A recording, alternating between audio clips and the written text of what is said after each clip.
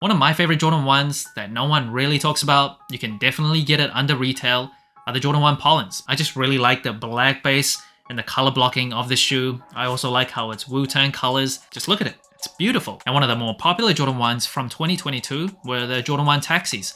I had that shoe for a while. I ended up selling it. I just never wore it. I always reached for the Pollens instead. But on January 13th, Jordan Brand is coming out with another Jordan 1 that has some resemblance and similarities to those two shoes. Not exactly the same, but it reminds me of those shoes from recent memory. Air Jordan 1 Yellow Ochre.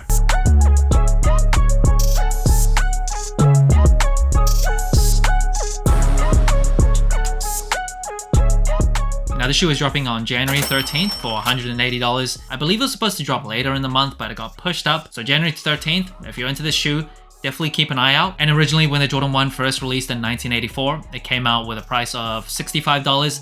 That is around $189 in today's money. So the very first time a Jordan shoe was introduced to the world, it already had a very high price point. This is the first Jordan 1 shoe to come out in 2024. There are a bunch of Jordan 1s coming out later that I think a lot of people are going to like. There's a few 85 cuts, one in high, one in low. Really looking forward to that. So this is kind of like a little teaser. Now, right off the bat, I think this is a pretty clean shoe. I don't think it's as nice as the Pollens. I really like that shoe. Compared to the Taxis, I think this is nicer. I don't actually love that like yellow toe color blocking as much as this color blocking.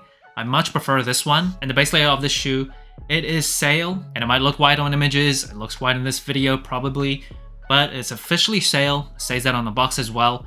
Honestly, for all intents and purposes, I just call it white. It's not like that pea yellow type of sail, so it's very close to white, and it is a leather base layer. And the leather, it does feel pretty nice, especially for a Jordan 1, and it does have that very textured look to it. Feels nice and soft. It is genuine leather. And just seeing it up close, like especially on the toe box, just the texture of the leather really comes through.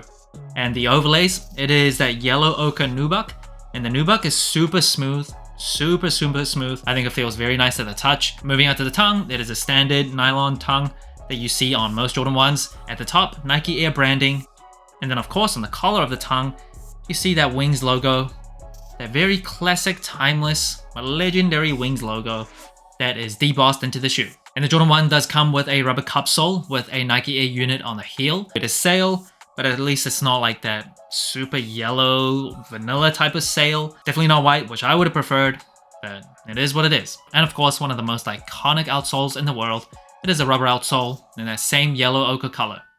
Now, this shoe does come with one extra set of laces in that off-white sail color. Out of the two, I'm definitely sticking to the black laces. I do just like black overall more than white. And I think with this shoe, the black just gives it a more of a pop. The white just kind of blends into the rest of the upper sole that I don't really like. I do appreciate at least them giving us one extra set of laces. But out of the two, I'm sticking with the one out of the box. The box of the shoe, a pretty standard Nike Jordan 1 box. Nothing much to it. Now in terms of sizing and comfort, I am a wide footer. For Jordan 1s, I stick true to size. It fits pretty well. It's not the most comfortable shoe. It's still pretty... I don't really know what the word is, like boxy or stiff or like rigid, I guess. The rubber cup sole is super ancient. Just one Nike Air unit on the heel. Cushioning is barely there, but for like casual use, the Jordan 1s, not a huge problem. I will say around the ankles, it's really well padded. It's super soft. Probably my favorite thing about the Jordan 1 in terms of comfort is that part. There's definitely a whole lot more comfortable shoes than the Jordan 1. This is more similar to like a Nike Dunk or like an Air Force 1. Just not the best in terms of comfort. And that brings the total sole score of the Air Jordan 1 Yellow Ochre to 27 out of 40. Pretty average score compared to other general releases. Now in terms of colorway, I think this is a very clean colorway, but I don't think it's like jaw-dropping. It's not like beautiful, like I have to have this shoe, but still pretty nice. It's nice and easy, nice and standard, easy to wear. Yellow, like I mentioned before, it's not super bright. It's very muted, so like a darker shade of yellow, which I prefer. Nice colorway, but not like elite. Now in terms of materials, for a Jordan 1 especially, I think it's pretty impressive. The leather feels pretty nice and soft. You can really see the texture. If you're into that, you'll like this shoe. I think the nubuck is super smooth. The tech specs though, just not ideal. The rubber cup sole is not as soft or as responsive. It's also heavier than like a polyurethane or Phylon midsole. Just one Nike Air unit on the heel. Tech specs aren't the greatest, but in terms of the materials on the upper sole, it's pretty good. In terms of comfort, it's pretty average. The Jordan 1s are not the most comfortable shoe, especially considering all the Jordans that came out after it. Just go to like the Jordan 2s. one of the more comfortable Jordans. Much more comfortable than the Jordan 1. But for like everyday casual use here and there, it's not really a huge problem. Now in terms of versatility, I don't care if the Jordan 1 popularity is declining in 2023 and 2024 probably. I still think it's one of the most, if not the most versatile Jordan shoe. It's just really timeless, it's really classic looking, it just goes with so many different things. It's a super versatile silhouette. Now in terms of the colorway, the versatility of the colorway, I think because the yellow is more dark and like muted, it's very wearable. It's not super bright like traffic lights or something. So I still think this is a very wearable colorway, especially with that white base. Yeah, you can't really go wrong with the versatility of this shoe.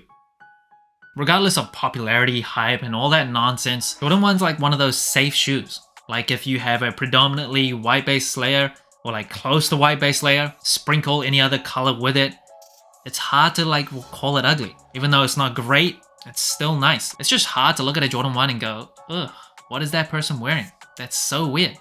You just can't. So even though I do prefer the Pollens over this shoe, and I prefer a lot of other Jordan 1 colorways over this one, yeah, I still think it's clean. So that's it. Thanks for watching. Sole Inclined.